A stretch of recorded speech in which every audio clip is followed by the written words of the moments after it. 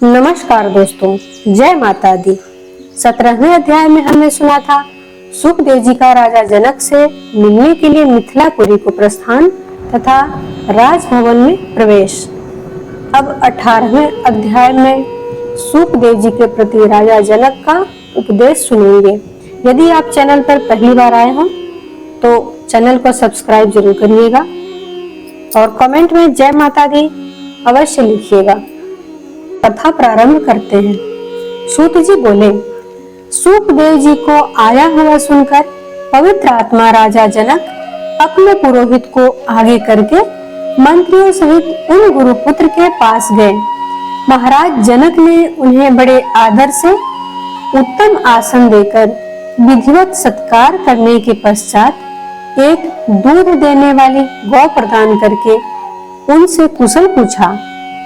सुखदेव जी ने भी राजा की पूजा को यथाविधि स्वीकार किया और अपना कुशल बताकर राजा से भी कुशल मंगल पूछा।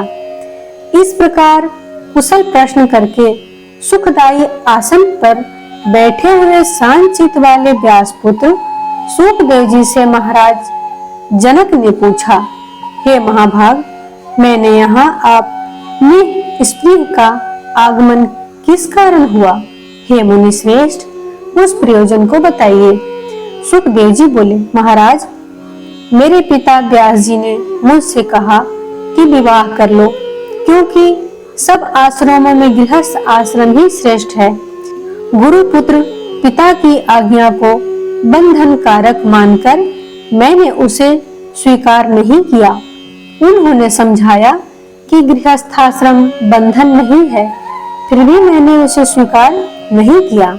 इस प्रकार मुझे संशय युक्त चित्त वाला समझकर मुनि श्रेष्ठ व्यास ने तथ्य युक्त वचन कहा, तुम मिथिला जाओ, खेद न करो, वहाँ राजर्षि जनक रहते हैं।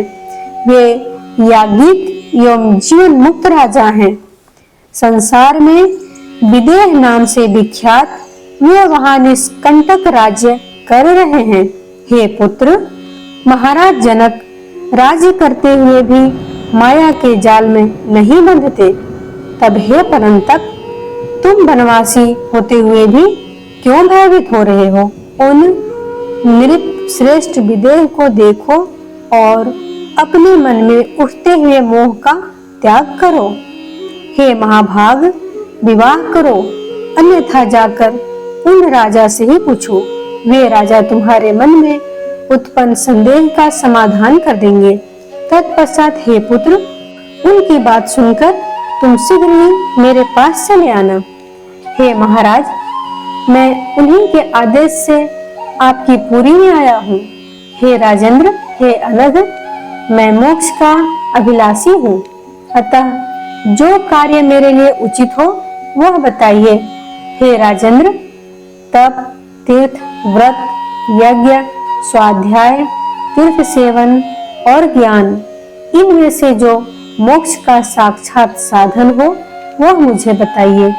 जनक जी बोले, मोक्ष मार्गावलंबी विप्र को जो करना चाहिए उसे सुनिए। उपनयन संस्कार के बाद सर्वप्रथम वेद शास्त्र का अध्ययन करने हेतु गुरु के सान्निध्य में रहना चाहिए। वहाँ वेद वेदांतों का अध्ययन करके दीक्षांत गुरु दक्षिणा देकर वापस लौटे मुनि को विवाह करके पत्नी के साथ गृहस्थी में रहना चाहिए। गृहस्थाश्रम में रहते हुए न्यायोपार्जित धन का अर्जन करें, सर्वदा संतुष्ट रहें और किसी से कोई आशा न रखें।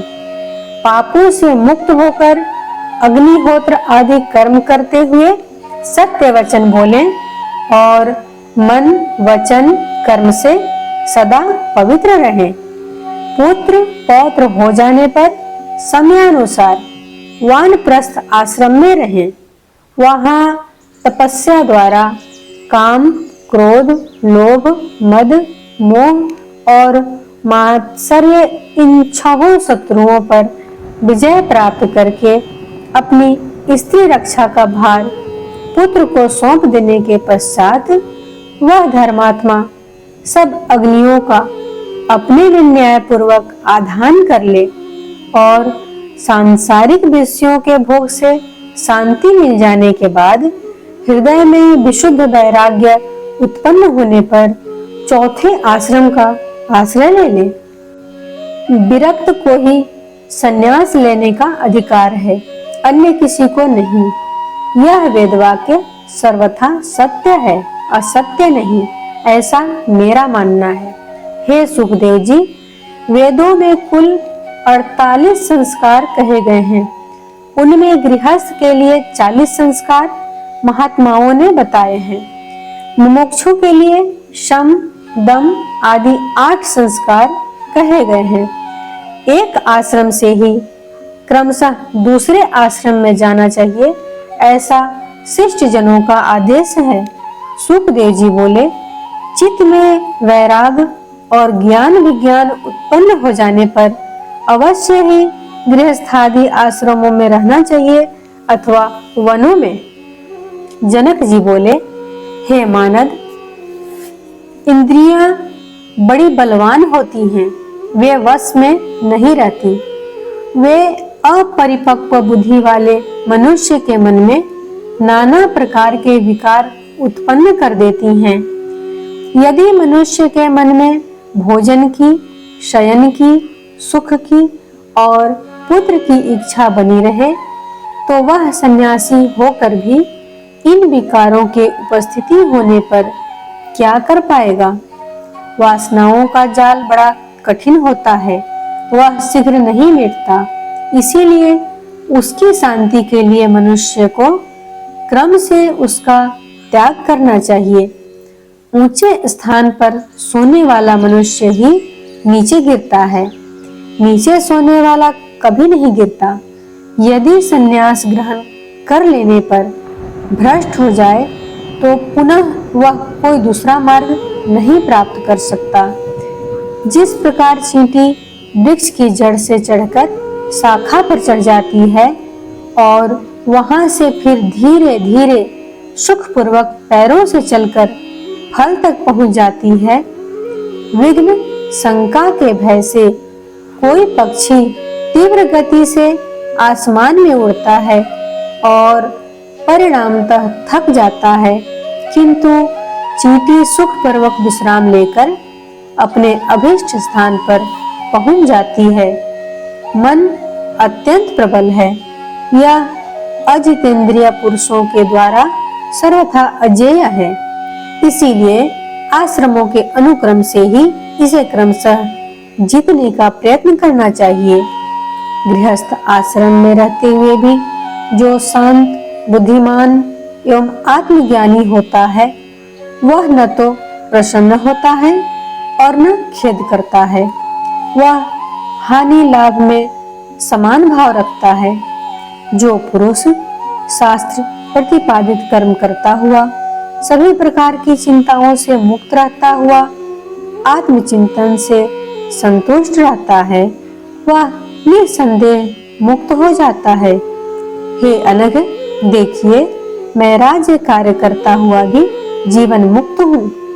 मैं अपने इच्छा अनुसार सब काम करता हूँ, किंतु मुझे शोक या हर्ष कुछ भी नहीं होता है। जिस प्रकार मैं अनेक भोगों को भोगता हुआ तथा अनेक कार्यों को करता हुआ भी अनासक्त हूँ, उसी प्रकार हे अनघ, आप भी मुक्त हो जाइए। ऐसा भी कहा जाता है कि जो यह दृश्य जगत दिखाई देता है, उसके द्वारा अदृश्य आत्मा कैसे बंधन में आ सकता है। पृथ्वी, जल, अग्नि, वायु एवं आकाश, ये पंच महाभूत और गंध, रस, रूप, स्पर्श एवं शब्द, ये उनके गुण दृश्य कहलाते हैं। आत्मा अनुमान गम्य है और कभी भी प्रत्यक्ष नहीं होता। ऐसी स्थिति में हे ब्राह्मण, वह निरंजन एवं निर्विकार आत्मा भला बंधन में कैसे पड़ सकता है। हे द्विज, मन ही महान सुख दुख का कारण है। इसी के निर्मल होने पर सब कुछ निर्मल हो जाता है। सभी तीर्थों में घूमते हुए वहां बार बार स्नान करके भी यदि मन निर्मल नहीं हुआ तो वह सब व्यर्थ हो जाता है। हे परंतप, बंधन तथा मोक्ष का कारण न यह देह है, न जीवात्मा है और न ये इंद्रियां ही हैं, अपितु मन ही मनुष्यों के बंधन एवं मुक्ति का कारण है। आत्मा तो सदा ही शुद्ध तथा मुक्त है, वह कभी बंधता नहीं है। अतः बंधन और मोक्ष तो मन के भीतर है। मन की शांति से ही शांति है। शत्रुता, मित्रता या उदासीनता के सभी भेदभाव भी मन में ही रहते हैं। इसीलिए एकात्म भाव होने पर यह भेदभाव नहीं रहता। यह तो द्वैत भाव से ही उत्पन्न होता है। मैं जीव सदा ही ब्रह्म हूँ। इस विषय में और विचार करने की आवश्यकता नहीं है। भेद बुद्धि तो संसार में आसक्त रहने पर ही होती है। हे महाभाग, बंधन का मुख्य कारण अविद्या ही है। इस अविद्या को दूर करने वाली विद्या है।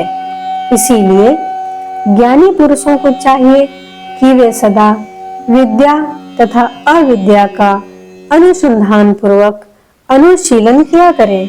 धूप के बिना छाया के सुख का ज्ञान कैसे हो सकता है, उसी प्रकार अविद्या के बिना विद्या का ज्ञान कैसे किया जा सकता है। गुणों में गुण, पंचभूतों में पंचभूत तथा इंद्रियों के विषयों में इंद्रियां स्वयं रमन करती हैं। इसमें आत्मा का क्या दोष है?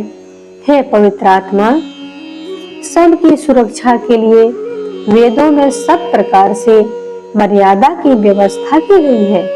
यदि ऐसा न होता तो नास्तिकों की भांति सब धर्मों का नाश हो जाता। धर्म के नष्ट हो जाने पर सब कुछ नष्ट हो जाएगा और सब वर्णों की आचार परंपरा का उल्लंघन हो जाएगा। इसीलिए वेदोपदिष्ट मार्ग पर चलने वालों का कल्याण होता है। सुखदेव जी बोले, हे राजन, जो बात आप कही उसे सुनकर भी मेरा संदेह बना हुआ है, वह किसी प्रकार भी दूर नहीं होता है। हे भूपेश, वेद धर्मों में हिंसा का बाहुल्य है। उस हिंसा में अनेक प्रकार के अधर्म होते हैं। ऐसी दशा में वेदोक्त धर्म मुक्तिप्रद कैसे हो सकता है? हे राजन, सोमरसपान, पशु हिंसा और मांस भक्षण तो स्पष्ट ही अनाचार है। सौत्रामणि यज्ञ में तो प्रत्यक्ष रूप से सुराग्रहण का वर्णन किया गया है। इसी प्रकार द्यूत क्रीड़ा एवं अन्य अनेक प्रकार के व्रत बताए गए हैं। सुना जाता है कि प्राचीन काल में शशबिंदु नाम के एक श्रेष्ठ राजा थे। वे बड़े धर्मात्मा, यज्ञपरायण, उदार एवं सत्यवादी थे। वे धर्म रूपी सेतु के रक्षक तथा कुमार्गामी जनों के नियंता थे। उन्होंने पुष्कल दक्षिणा वाले अनेक यज्ञ संपादित किए थे। उन यज्ञों में पशुओं के चर्म से विंध्य पर्वत के समान ऊंचा पर्वत सा बन गया था। मेघों के जल बरसाने से चर्मणवती नाम की शुभ नदी बह चली। वे राजा भी दिवंगत हो गए, किंतु उनकी कृति भूमंडल पर अचल हो गई। जब इस प्रकार के धर्मों का वर्णन वेदों में है, तब हे राजन, मेरी श्रद्धा बुद्धि उनमें नहीं है। स्त्री के साथ भोग में पुरुष सुख प्राप्त करता है और उसके न मिलने पर वह बहुत दुखी होता है, तो ऐसी दशा में भला वह जीवन मुक्त कैसे हो सकेगा?